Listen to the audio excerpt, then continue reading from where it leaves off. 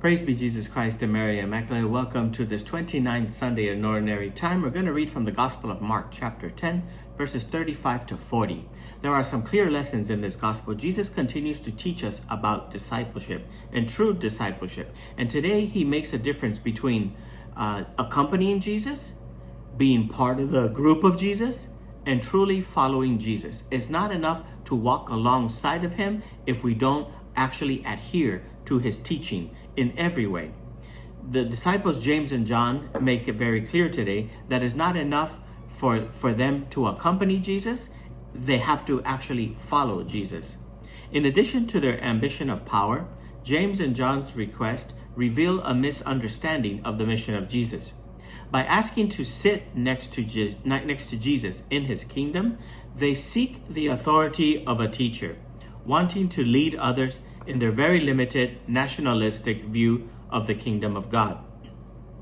They imagine a kingdom of earthly power, but Jesus' view of the kingdom is completely different. His kingdom is built on service, sacrifice, and love, not on domination or prestige. Jesus has no interest in promoting a desire for control over anyone. Instead, Jesus denounces any type of system, political, civil, or religious, that dominates people. Instead, he tells James and John that the places of honor are not his to give. They are for those who truly follow him, for those who accompany him in his most painful moments, those who don't run away. And here's where we would find some surprises. While the 12 will scatter when Jesus is arrested and faces the cross, it is the women who remain by his side and at the foot of the cross, faithfully present during his most difficult time. Those who are truly closest to Jesus in his glory may not be the ones that we expect. We too may be surprised by who is seated beside him when we meet Jesus face to face. This gospel invites us to reflect on our own discipleship. Do we just walk behind Jesus? Do we just walk besides Jesus? Or do we really follow Jesus? The ambition of James and John angers the other disciples, not because they grasp Jesus' message and they understand, but because they too are seeking positions of power and importance. Their anger stems from the same misunderstanding, a desire for status in Jesus' coming kingdom. But Jesus takes this moment to teach them and us as well, teaches us an important lesson about greatness in the kingdom of God. He gathers them all together and makes it clear that his followers are not to imitate the power structures of the world. In the world, leaders dominate and exercise authority over others by force, with threats and with consequences.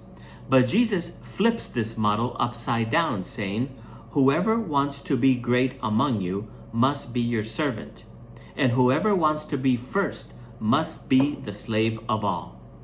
True greatness in the eyes of God is found in humility and in service, not in seeking to be first or to have the places of honor. And Jesus himself sets the example. Though he is the Son of God, he came to serve and not to be served. He came to give his life for the ransom of many. His entire mission is an outpouring of love and self-giving that culminates on the cross. Are we following Jesus for personal glory and status? Are we willing to follow him to the cross through service, humility, and love? Does Jesus have to call us to himself even though we think we're following him? And if he has to call us, that means we're far from him. How close are we to the mission of Jesus? The kingdom of God turns the world's values upside down, placing the greatest honor not on those who seek to be first, but on those who seek to serve. Here's a question for you to reflect on this week. Where is Jesus inviting you to serve this week, especially in the challenging and uncomfortable areas where you can accompany him more fully?